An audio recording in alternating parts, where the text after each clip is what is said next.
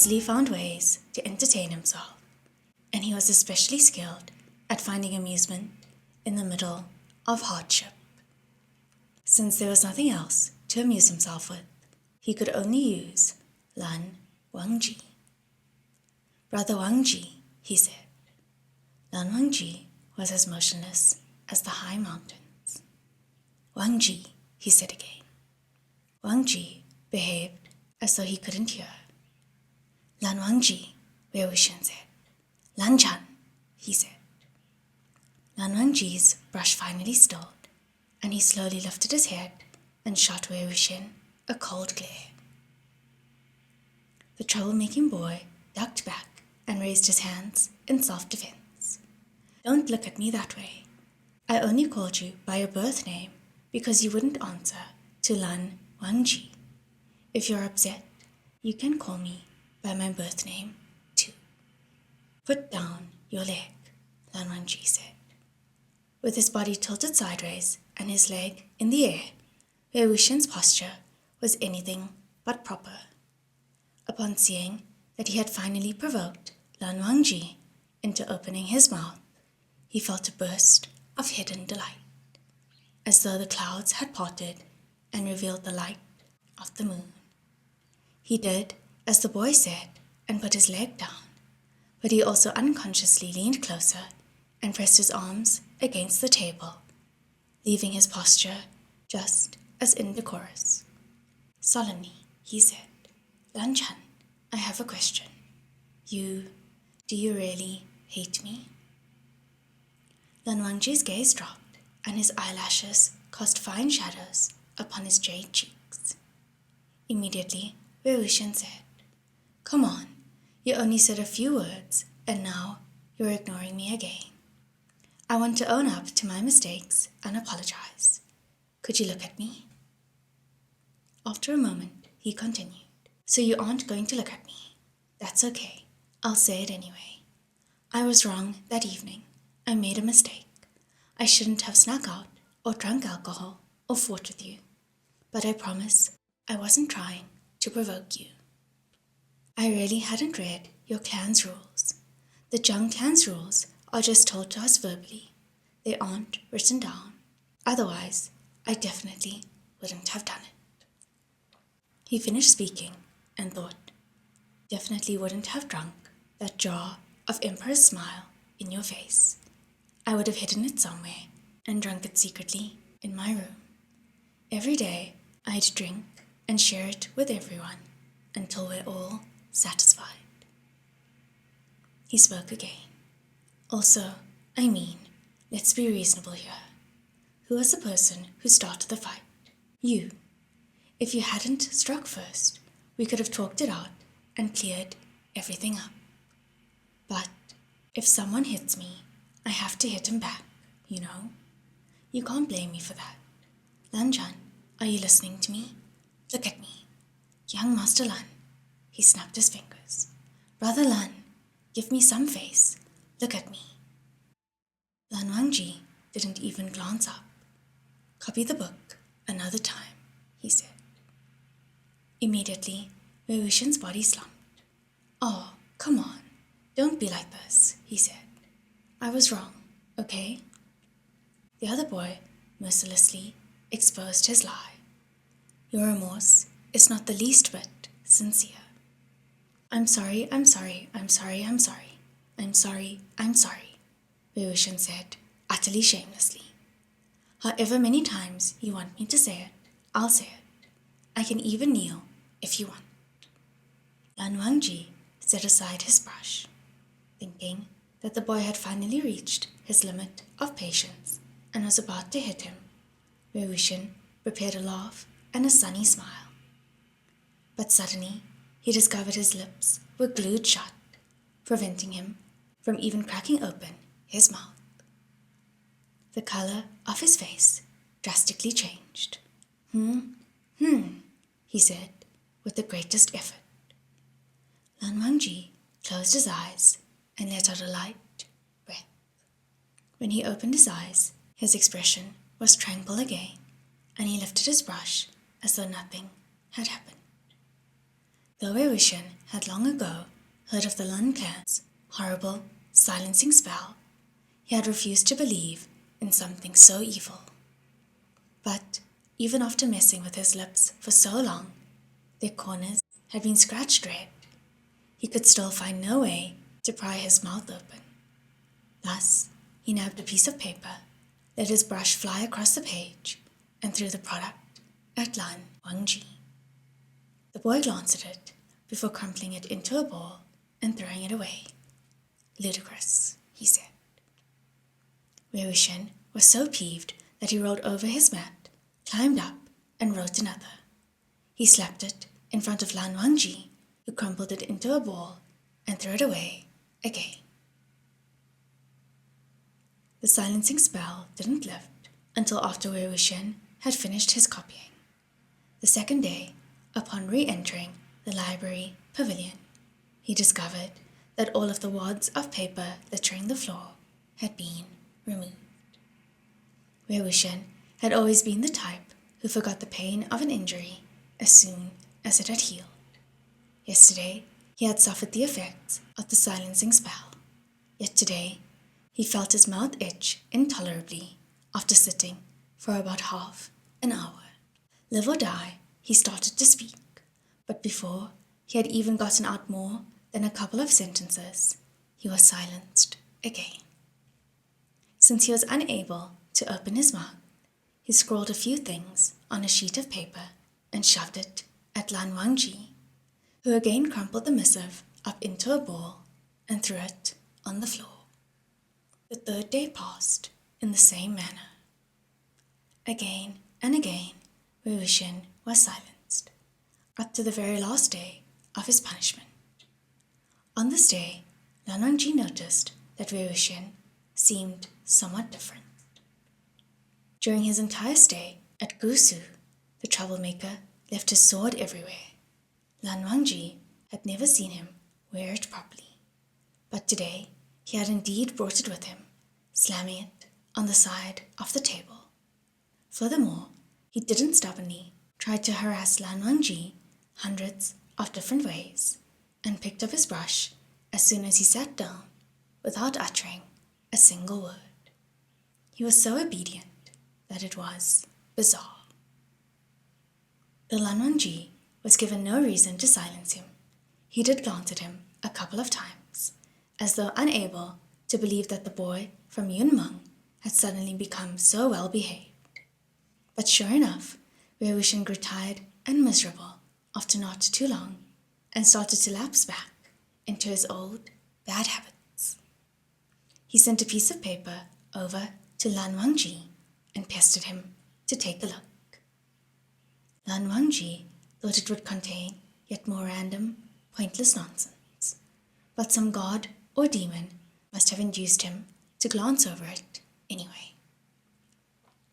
Surprisingly, it was actually a remarkably true-to-life portrait, portraying a figure sitting upright and still, reading quietly under the light streaming from the window.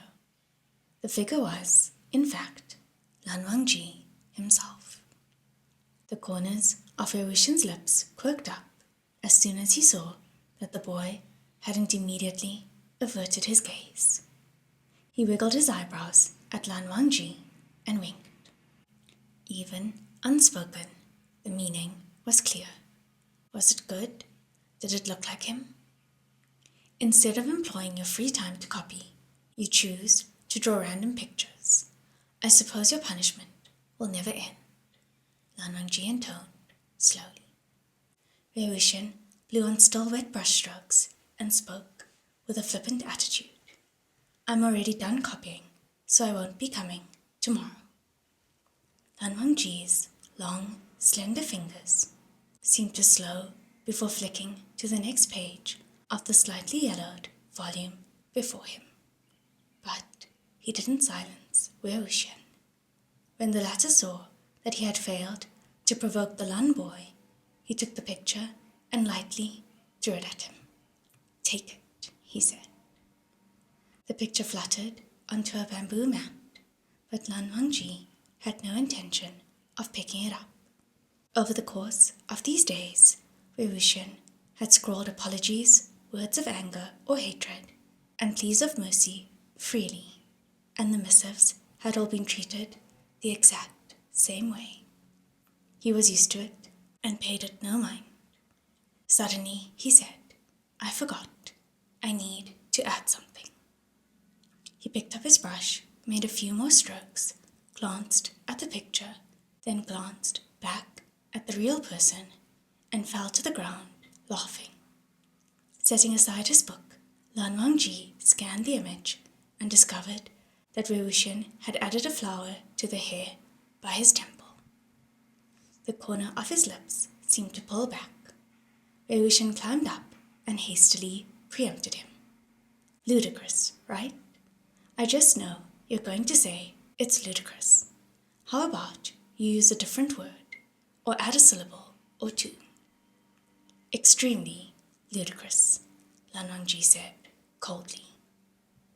Wei Wuxian clapped. "You added a few syllables after all. Thanks," he said. The boy withdrew his gaze, picked up the book he had set on the table, and reopened it. But he barely glanced at it before hurling it away, as though burned by a tongue of flame that had sprung out of the pages. Originally, he had been reading Buddhist scripture, but the image that had flitted before his eyes a few moments ago was of two naked figures intertwined. It was an intolerable sight. Someone had swapped the book he was reading for a book of erotic pictures in disguise. It didn't take any brains to figure out who it was. Wei Wuxian must have taken advantage of his distraction and struck when he had been looking at the portrait. What's more, that idiot had no intention of hiding it, and in fact slapped his hand against the table, laughing maniacally.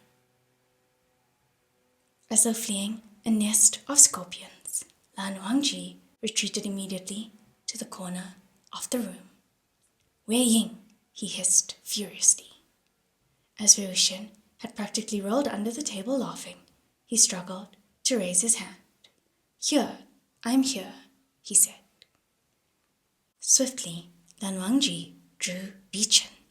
Since the time they had first met, Wei Wuxian had never seen him lose his composure quite so badly. Hurriedly, he grabbed his own sword and drew a third of the blade out of the scabbard. "Manners, second Master Lan. Mind your manners," he reminded the boy. "I also brought my sword today. We can fight, but don't you want your clan's library to stay intact?" He had predicted that the embarrassment would send Lan Wangji flying into a rage, and had brought his own sword specifically to prevent the boy from inadvertently stabbing him to death. The tip of Lan Wangji's sword was pointed at him, and his pale eyes seemed prepared to shoot fire. "What kind of person are you?" he asked. "What kind of person could I be? I'm a guy," Wei Wuxian said. Lan Wangji's tone was cutting. "You have no shame." "I have to be ashamed?" Wei Wuxian asked. "Don't tell me you never looked at these things. I don't believe it." If Lan Wangji had any deficiencies, the fact that he had no idea how to hurl invective was one of them. After pausing a while to suppress his anger, he raised his sword and pointed it at Wei Wuxian again, his expression bitter as frost. "Leave. We have already fought," he said. Wei Wuxian shook his head, pretending to be cute. No fighting, he said. "Don't you know, second Master Lan, the cloud recesses forbids personal fights." He was about to pick up the book that Lan Wangji had flung away, but the latter snatched it from him, clutching it tightly in his hands. The cogs in his head turning, Wei Wuxian surmised the boy was planning to report him with the book as evidence. "Why are you trying to fight me for this?" he asked. "I thought you weren't going to look at it, so you are going to look at it now," he said deliberately. "If you want to look at it, you don't have to fight me for it. I brought it specifically to lend it to you. Once you've seen my pawn, you're my friend, and we can keep hanging out together. There's more.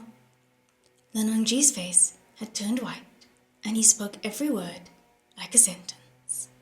I will not look at it. Wei Wuxian continued, distorting reality. If you aren't going to look at it, why did you snatch it from me? To hide it so you could keep it for yourself? You can't do that. I borrowed it from someone else. Once you're done with it, I've got to return it. Hey. Don't come over here. I get nervous when you get too close. If you have something to say, just spit it out. You weren't going to hand it in, were you? Who were you going to give it to? Your uncle? Second Master Lan? Is this really something you can turn over to your family elders?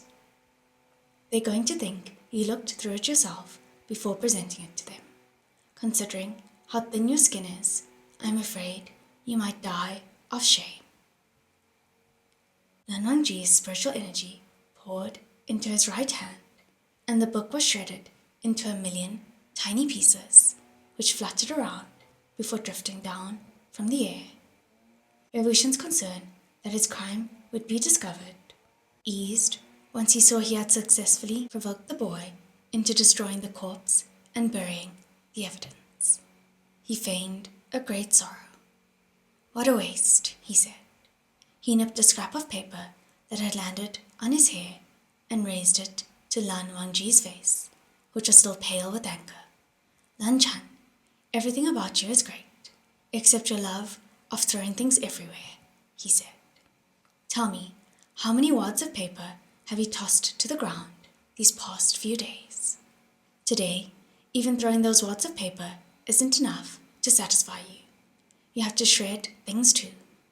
Well, since you made this mess, you should clean it up. I'm definitely not going to take care of it. Of course, he would never have taken care of the messes in the first place. Lan Wangji had endured so much, but at last he could endure it no longer. Get the hell out, he roared. Oh, I see now, Lan Chan, Wei Wuxian said. Everyone praises your noble character and acts like you're the brightest pearl of our illustrious world. No one could be more courteous and more proper, but I guess it was only talk. Don't you know the cloud recesses prohibits making a racket? And you even told me to get the hell out. Is it your first time using this kind of language? Lan Wangji drew his sword and jabbed at him. Hastily, Wei Wuxian leapt onto the windowsill. All right, if you want me to get the hell out, I'll get the hell out, he said. I'm the best at getting the hell out. You don't have to see me to the door. He jumped out and down from the library pavilion, laughing at top volume like a lunatic, plowing down everything in his path. As he leapt into the forest, he found there were already people waiting. So how was it? Did he look at it? What expression did he make? Nie Huaisang asked. His expression, Wei Wuxian said. Ha! His shouting was deafening just a little while ago. Didn't you guys hear it? We did hear it, Nie Huaisang said, his face filled with reverence. He told you to get the hell out. This is the first time I've ever heard him talk like that. How did you do it? Wei Wuxian's expression was as gleeful as the spring breeze. We should celebrate, he said. Today, I helped him break a rule for the first time. You saw, right? Before me, Second Master Lan's renowned learning and self-possession collapses in a single blow. A dark expression shadowed Jiang Cheng's face, and his voice was filled with anger.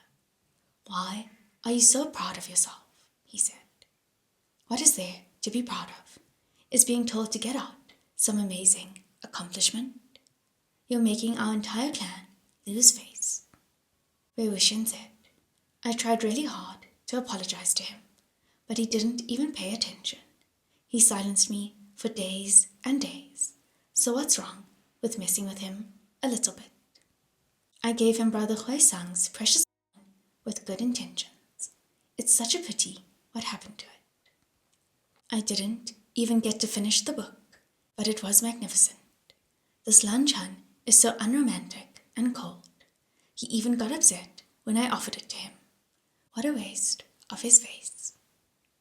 No need for pity, Niel Huisang said. However much of it you want, I have. Zheng Chang smiled grimly and said, now that you've thoroughly offended both Lan Wangji and Lan Qiren, you're basically dead tomorrow. No one's going to clean up your corpse either. Wei Wuxian waved and hooked his arm around Zheng Chang's shoulders. No need to be so concerned, he said. First, I tease them, and then whatever happens, happens. You've dealt with my corpse so many times already, so what's one more? Zheng Chang's foot flew at him. Scram, scram, scram, he said. The next time you do these things, don't let me know, and don't invite me to watch.